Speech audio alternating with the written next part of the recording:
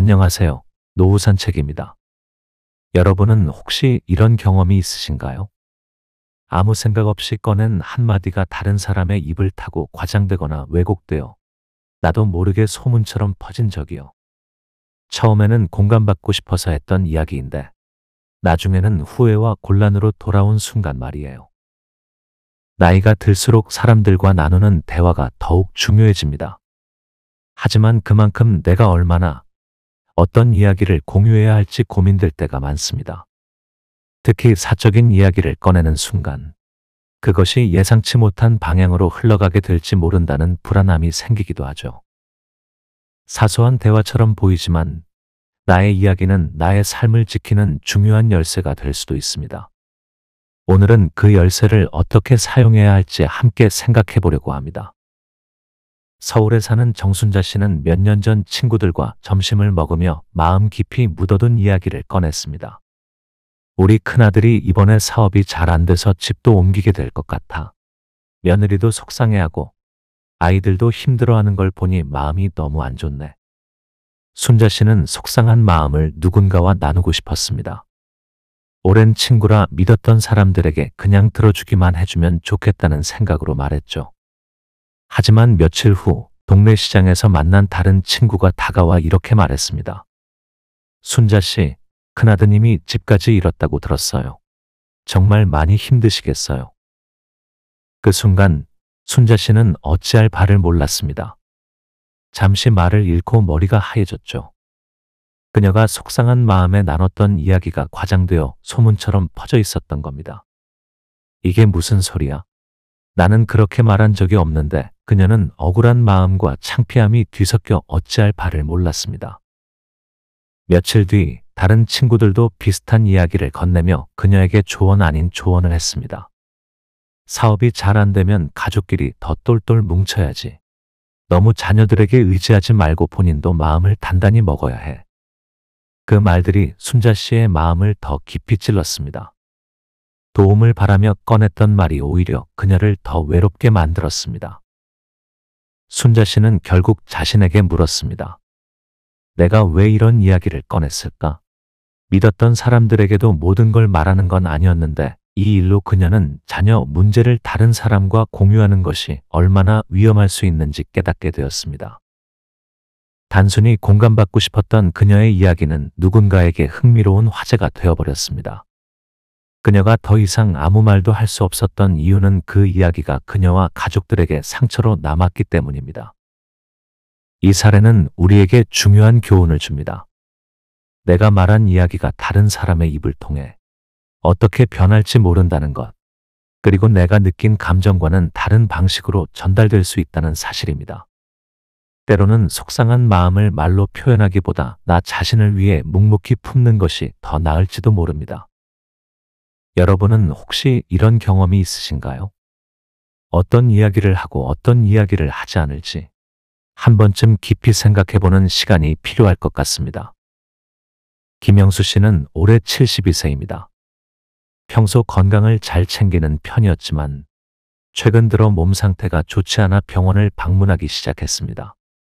의사로부터 혈압이 높아 약을 먹어야 한다는 진단을 받고 그동안 크게 신경 쓰지 않았던 건강 문제를 심각하게 받아들이게 되었죠. 며칠 후 친구들과의 정기적인 모임에서 영수 씨는 그간의 답답한 심정을 털어놓았습니다. 요즘 혈압이 높아져서 약을 먹고 있어요. 밤마다 잠이 안 오고 자꾸 걱정이 생기네요. 친구들은 그 말을 듣고 안타까운 표정으로 고개를 끄덕이며 위로를 건넸습니다. 영수 씨는 그 순간 마음이 조금 편안해지는 것 같았죠. 그래도 이야기하길 잘했다는 생각이 들었습니다. 하지만 며칠 후 동네 슈퍼에서 만난 이웃이 다가와 이렇게 말했습니다. 영수 씨, 혈압 때문에 많이 힘드시다면서요. 건강이 많이 나빠졌다고 들었는데 괜찮으세요? 순간 영수 씨는 멈칫했습니다. 내가 이런 얘기를 이웃에게 한 적이 있었던가 곰곰이 생각해보니 지난번 친구들에게 했던 이야기가 어디선가 퍼진 모양이었습니다. 그 후로도 사람들을 만날 때마다 비슷한 이야기를 들었습니다. 영수 씨, 혈압약은 잘 드시고 계신 거죠? 다른 문제는 없으세요? 요즘 많이 힘드실 텐데 그래도 마음 단단히 먹으셔야 해요. 처음에는 걱정해주는 말들이 고맙게 느껴졌지만 점차 그 관심이 부담으로 다가오기 시작했습니다. 누군가는 과도한 조언을 하며 어떤 병원이 좋다더라, 이 음식을 먹어야 한다더라는 식으로 충고를 쏟아냈고, 또 다른 누군가는 동정 어린 눈빛으로 영수 씨를 바라보며 지나치게 위로하려 했습니다.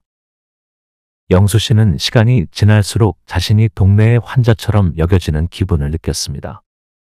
그는 모임에서도 자연스럽게 건강 이야기를 피하고 나중에는 아예 참석을 꺼리게 되었습니다.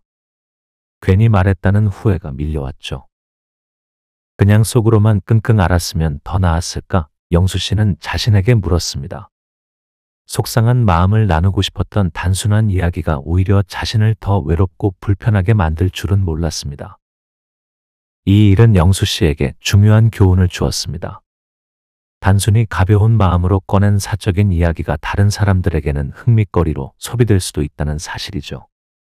사람들과의 대화에서 나의 건강, 자녀, 경제적인 문제와 같은 민감한 사안을 이야기할 때는 신중해야 한다는 걸 절실히 깨달았습니다. 사람들과 공감하며 대화를 나누고 싶은 마음은 누구나 가지고 있습니다. 하지만 내 이야기가 어떻게 받아들여지고 또 어디까지 전해질지 알 수 없는 만큼 이야기의 선택과 표현에는 한 번 더 주의를 기울이는 것이 필요합니다. 그래야만 나 자신을 보호하고 불필요한 스트레스와 걱정을 피할 수 있습니다. 여러분도 혹시 비슷한 경험이 있으신가요? 자신의 이야기가 과장되거나 왜곡되어 퍼진 적은요? 나의 사적인 이야기가 나와 주변 사람들에게 어떤 영향을 줄지 생각해보는 것은 꼭 필요한 일입니다. 박희영 씨는 경기도의 조용한 동네에서 친구들과 정기적으로 모임을 갖는 66세의 주부입니다. 그녀는 친구들과의 대화를 늘 신중하게 시작합니다. 나이가 들수록 사적인 이야기가 예상치 못한 오해를 불러일으킬 수 있다는 걸 알기에 대화 주제를 선택할 때 많은 고민을 합니다. 얼마 전 모임에서 희영 씨는 새로 시작한 취미 이야기를 꺼냈습니다.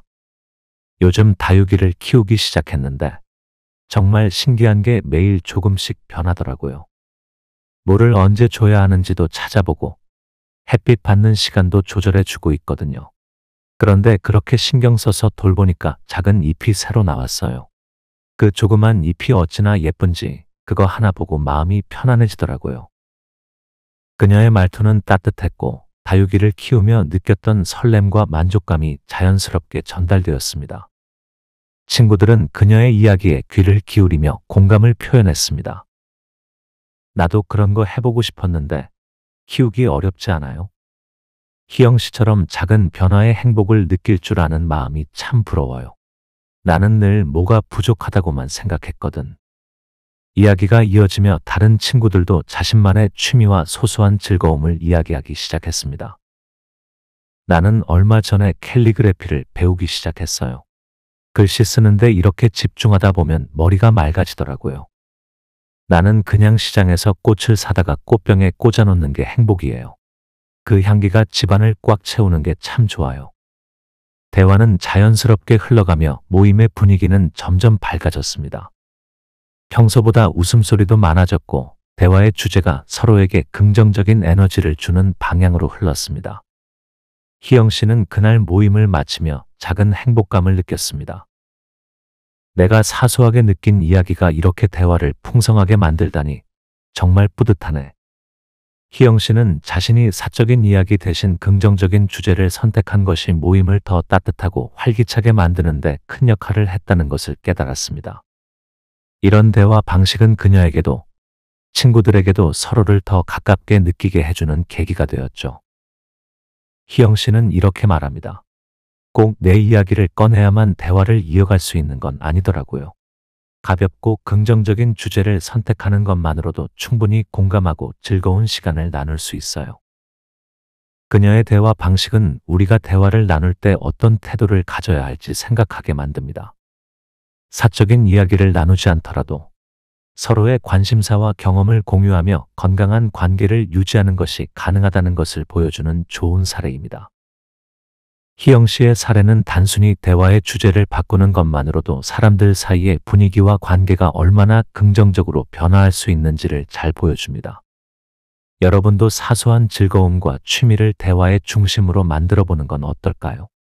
그 작은 변화가 관계를 풍요롭게 만들 수 있습니다.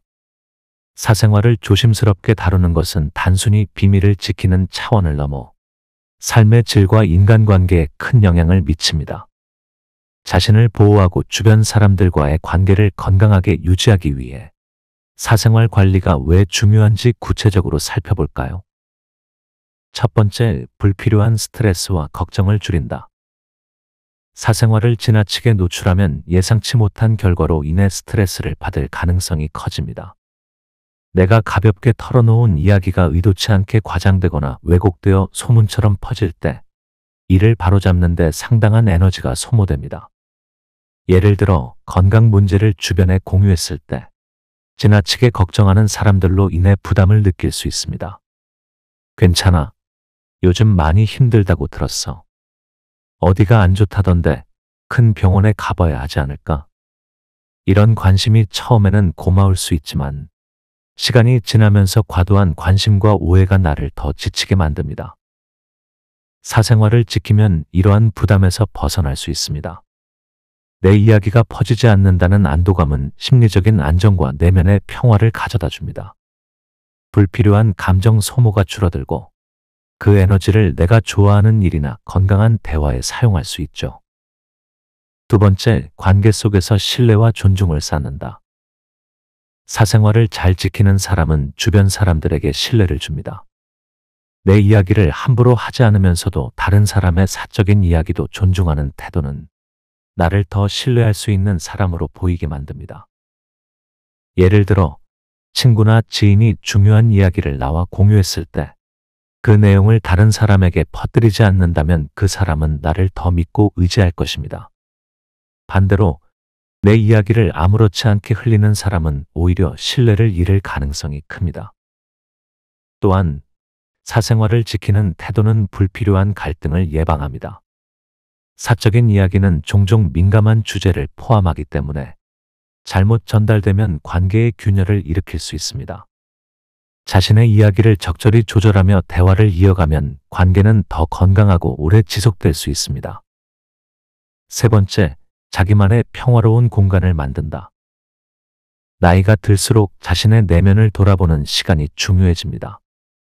사생활을 지킨다는 것은 단순히 비밀을 감추는 것이 아니라 나 자신에게 온전히 집중할 수 있는 시간을 확보하는 것이기도 합니다. 내 이야기를 지나치게 공유하면 다른 사람의 반응에 휘둘리기 쉽습니다. 저 사람은 내 이야기를 어떻게 생각할까? 혹시 내가 말한 게 잘못 전달된 건 아닐까? 하는 불안감에 휩싸이기도 하죠. 하지만 사생활을 잘 지키면 이런 걱정에서 자유로워질 수 있습니다. 스스로를 지키고 필요할 때만 나를 조금씩 보여주는 태도는 내면의 평화를 유지하는 데 도움을 줍니다. 이는 정서적인 안정감과 자기 존중감을 높이는 중요한 요소가 됩니다. 마지막으로 나이가 들수록 더 중요한 요소. 나이가 들수록 주변 사람들과의 관계는 더욱 소중해집니다. 하지만 이 관계를 건강하게 유지하기 위해서는 지나친 친밀감을 경계할 필요가 있습니다. 모든 이야기를 나누는 것이 반드시 더 좋은 관계를 만드는 건 아니기 때문입니다. 사생활을 지키며 상대방과 대화를 나눌 때는 상대의 이야기에 귀 기울이고 공감하는 태도를 보여주는 것이 중요합니다. 내가 모든 것을 공유하지 않아도 상대방은 나를 충분히 신뢰하고 좋아할 수 있습니다. 사생활을 지키는 것은 자신만의 평화를 유지하고 건강한 인간관계를 만드는 데 큰 역할을 합니다. 내 이야기를 지나치게 노출하지 않음으로써 불필요한 걱정에서 벗어나고 신뢰와 존중을 바탕으로 더 단단한 관계를 만들어갈 수 있습니다. 여러분은 혹시 나의 사생활이 예상치 못한 방향으로 흘러가 곤란했던 경험이 있으신가요? 그렇다면 지금부터라도 조금씩 대화의 방식을 바꿔보세요. 사생활을 잘 지키는 작은 변화가 여러분의 삶을 훨씬 더 평화롭고 풍요롭게 만들어줄 것입니다. 여러분은 어떠신가요? 혹시 가볍게 꺼낸 말이 예상치 못한 방향으로 흘러가 곤란했던 적이 있으신가요? 속상한 마음에 털어놓은 이야기가 과장되거나 후회로 남았던 순간은 누구나 한 번쯤 경험했을 겁니다. 이제부터라도 나 자신을 지키고 내면의 평화를 유지하기 위해 대화의 방식을 조금 바꿔보는 건 어떨까요? 대화를 나누기 전 이 이야기를 꼭 해야 할까라는 질문을 스스로에게 던져보는 작은 습관이 후회를 줄여줄 수 있습니다. 또 사적인 이야기 대신 가볍고 긍정적인 주제를 선택하는 것도 좋은 방법입니다. 사생활을 지키면 얻는 가장 큰 선물은 바로 내면의 평화입니다. 내가 스스로를 보호하고 있다는 안도감은 불필요한 걱정과 스트레스를 덜어주고 주변 사람들과의 관계도 건강하게 유지할 수 있게 만듭니다. 오늘 이야기가 여러분께 작은 도움이 되었기를 바랍니다. 이 영상이 유익하셨다면 좋아요와 구독 부탁드립니다.